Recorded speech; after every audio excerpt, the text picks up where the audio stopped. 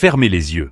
Vous sentez cette odeur? C'est la chicorée qui se mélange au café national, un matin de 1954. Une odeur parmi 40 autres qui ont complètement disparu de nos vies. 40 choses qui rythmaient chaque journée française. Le broc et la cuvette pour la toilette du matin. Les bigoudis chauffés sur le réchaud à alcool. La lessiveuse qui bouillonnait tous les lundis. Le téléphone à réveil jazz résonne dans la chambre. Ses aiguilles phosphorescentes marquent 6 heures du matin. C'est un son métallique, insistant, qui ne ressemble à rien de ce que nous connaissons aujourd'hui. Pas de mélodie douce, pas de répétition automatique. Juste ce carillon mécanique qu'il faut arrêter en tâtonnant dans le noir. Parce que l'électricité, dans beaucoup de foyers français des années 50, reste un luxe qu'on économise. Sur la table de chevet, le verre d'eau attend avec son aspirine usine du Rhône.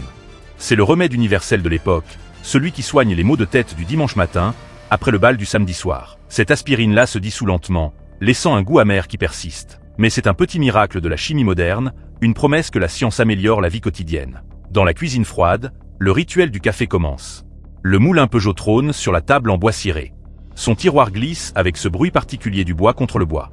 Les grains tombent dans le compartiment supérieur, et la manivelle tourne, tourne, tourne. C'est un geste hypnotique, presque magnéto chez l'épicier du coin. 40 habitudes, 40 objets, 40 métiers qui structuraient chaque existence. Le rémouleur qui aiguisait les couteaux dans la rue. Les colonies de vacances avec l'étiquette autour du cou. Le bal du samedi où se décidaient les mariages. La glacière où fondait le bloc de glace du mardi. 40 preuves que la France vivait au rythme lent des saisons et des hommes. Mais voici le plus troublant de ces 40 souvenirs effacés. Ils n'ont pas disparu par hasard. Chacune de ces 40 choses emportait avec elle un savoir-faire, une patience, une manière d'être ensemble que nous cherchons désespérément aujourd'hui. 40 trésors perdus qui posent une question dérangeante. Avons-nous vraiment progressé ou simplement oublié comment vivre?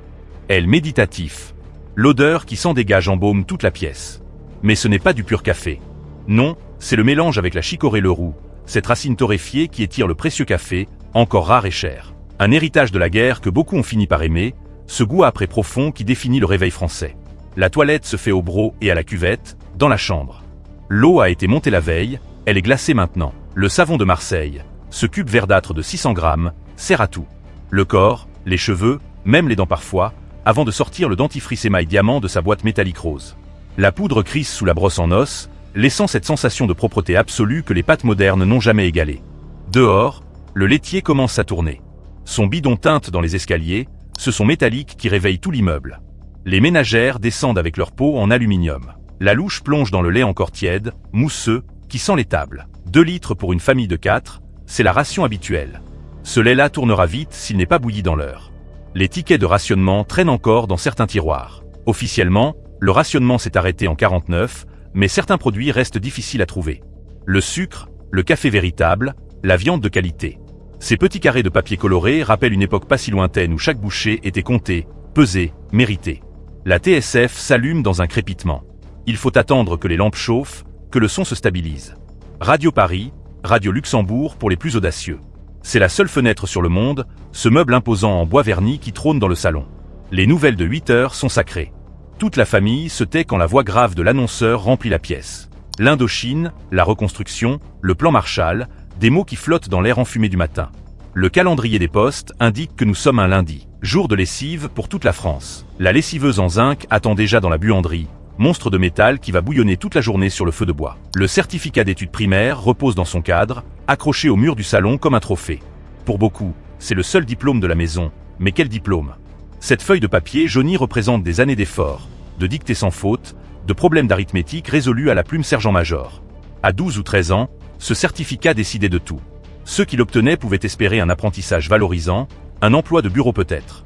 Les autres partaient au champ ou à l'usine. Pas de deuxième chance, pas de rattrapage. La vie se jouait sur une dictée de Mérimée et 3 règles de 3. Le samedi soir, la salle des fêtes se transforme.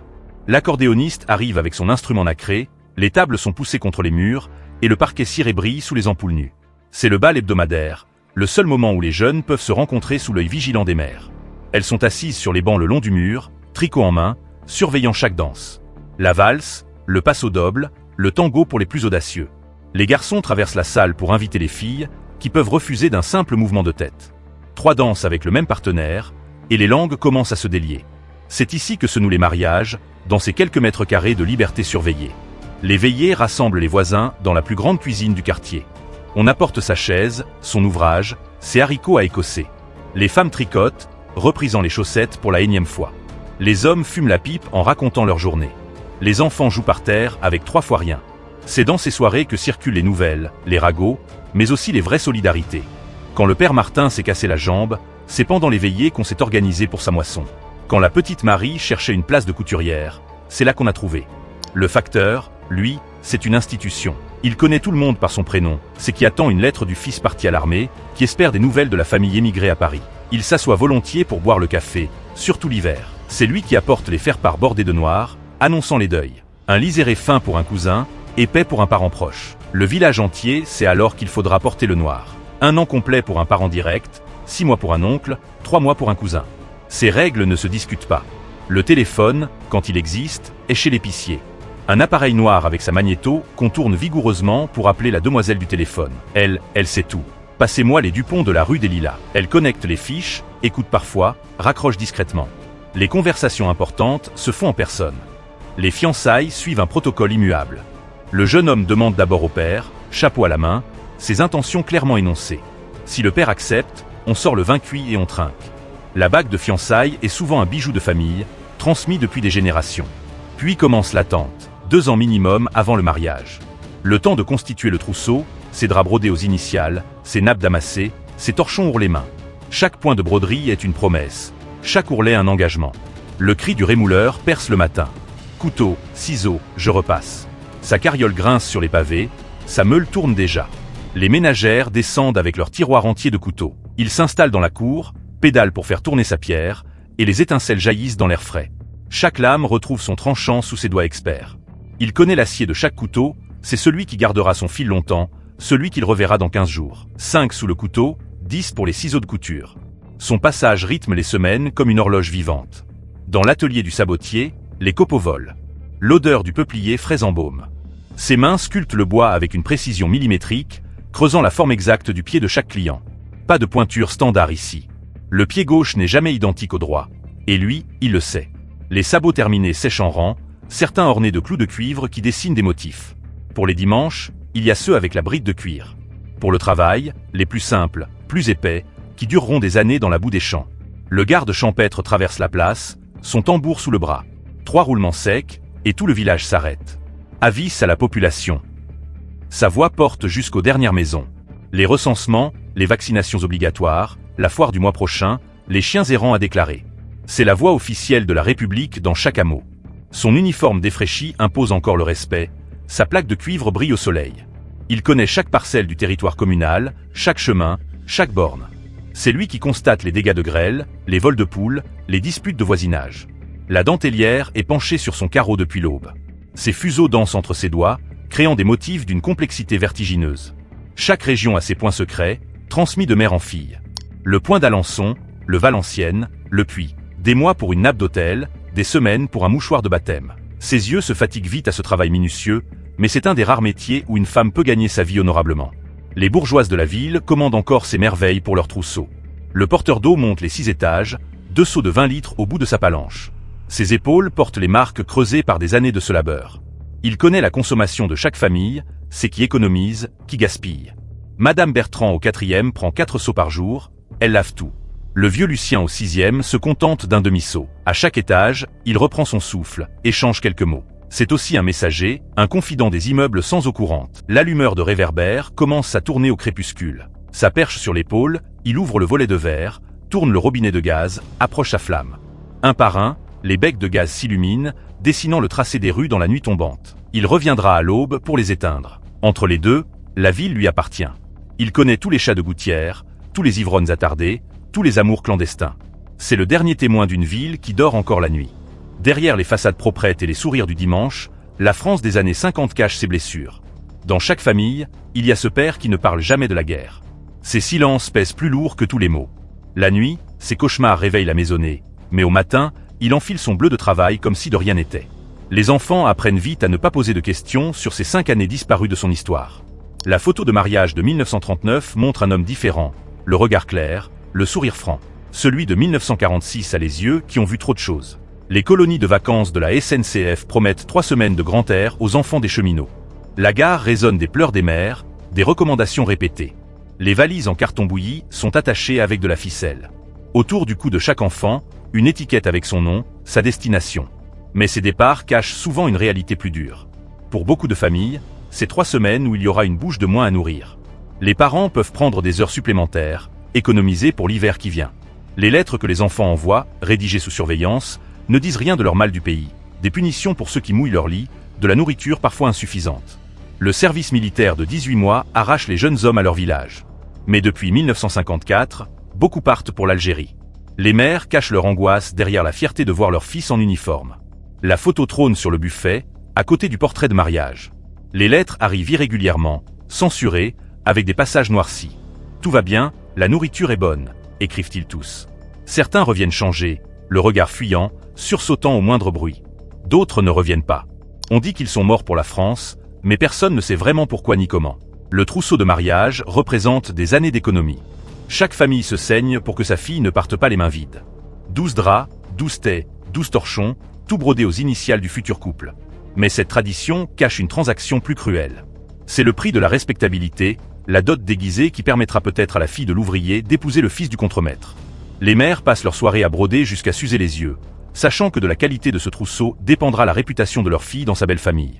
Les faire-part bordés de noir suivent un code strict. Mais que révèle-t-il vraiment? Cette grand-mère morte en couche à 43 ans, après son 12e enfant. Ce père emporté par la silicose à 50 ans, les poumons rongés par la poussière de charbon. Cette tante placée discrètement à l'asile, dont on dit qu'elle est partie en cure. Les causes de décès restent floues. Mort de maladie, emportée après une longue souffrance. Autant de formules qui cachent les tuberculoses, les cancers qu'on ne sait pas soigner, les suicides qu'on ne nomme jamais. Le cinéma paroissial projette des films édifiants le dimanche après-midi. Le curé fait lui-même tourner le projecteur, coupe les scènes qu'il juge inappropriées. Mais ces séances sont souvent le seul divertissement accessible aux familles modestes. Dans le noir de la salle, les jeunes se frôlent la main, les vieux s'assoupissent, les enfants rêvent d'ailleurs. Entre les actualités Gaumont qui montrent la France qui se reconstruit et les films qui prêchent la vertu, se glisse parfois un souffle de liberté, un aperçu d'un monde plus vaste. Un grenier en 2025. La poussière danse dans un rayon de lumière. Une main soulève le couvercle d'une valise en carton bouilli, de celle qui partait en colonie de vacances. À l'intérieur, les 40 fragments d'une époque révolue dorment dans leur linceul de papier de soie. Le moulin à café Peugeot, son bois patiné par des milliers de matins. La boîte métallique rose du dentifrice émail diamant, ses inscriptions à moitié effacées. Des lettres nouées d'un ruban décoloré, l'encre violette qui s'estompe mais dont les mots d'amour restent lisibles. Que nous disent vraiment ces objets silencieux? Ils parlent d'un temps où la durée était une valeur. Ce moulin à café a servi 3 générations. Il fonctionnera encore dans 100 ans si quelqu'un veut bien tourner sa manivelle. Les draps du trousseau, usés jusqu'à la trame mais reprisés avec un art perdu, témoignent d'une époque où jeter était impensable. Chaque raccommodage raconte une histoire. Chaque pièce cousue est un acte de résistance contre l'usure du temps. Ces 40 choses oubliées révèlent surtout notre rapport transformé au temps. Nos grands-parents savaient attendre. Attendre 2 ans avant de se marier. Attendre le dimanche pour manger de la viande. Attendre le facteur pour avoir des nouvelles. Attendre la saison des cerises. Cette attente n'était pas vide. Elle était pleine de préparation, d'anticipation, de désir. Quand le plaisir arrivait enfin, il avait le goût de la conquête. Le bal du samedi soir n'était magique que parce qu'il n'y en avait qu'un par semaine. Le rôti du dimanche n'était festif que par sa rareté. Il savait aussi la valeur du lien humain. Le rémouleur n'aiguisait pas que les couteaux, il apportait les nouvelles du quartier voisin. La dentellière ne créait pas que de la beauté. Elle transmettait un savoir séculaire. Le garde champêtre ne faisait pas que des annonces. Il incarnait l'autorité bienveillante de la communauté. Chaque métier disparu emportait avec lui un maillon de la chaîne sociale qui reliait les hommes entre eux. Mais ne nous y trompons pas. Cette époque n'était ni un paradis perdu, ni un enfer révolu. C'était un temps de contradictions profondes. La solidarité des veillées coexistait avec la surveillance étouffante des voisins. La beauté des traditions masquait souvent la brutalité des conventions sociales. La simplicité apparente cachait des drames tus, des violences acceptées, des destins brisés par les règles inflexibles de l'honneur et de la respectabilité.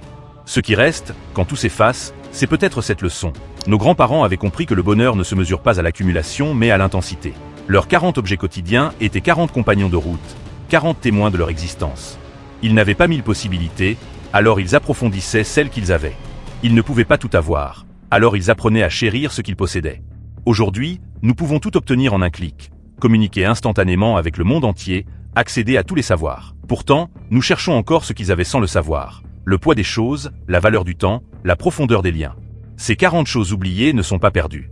Elles attendent, dans les greniers de notre mémoire collective, de nous rappeler qu'une vie pleine n'est pas une vie remplie.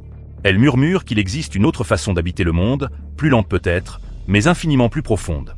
Une façon où chaque geste compte, où chaque objet a une âme, où chaque personne a sa place.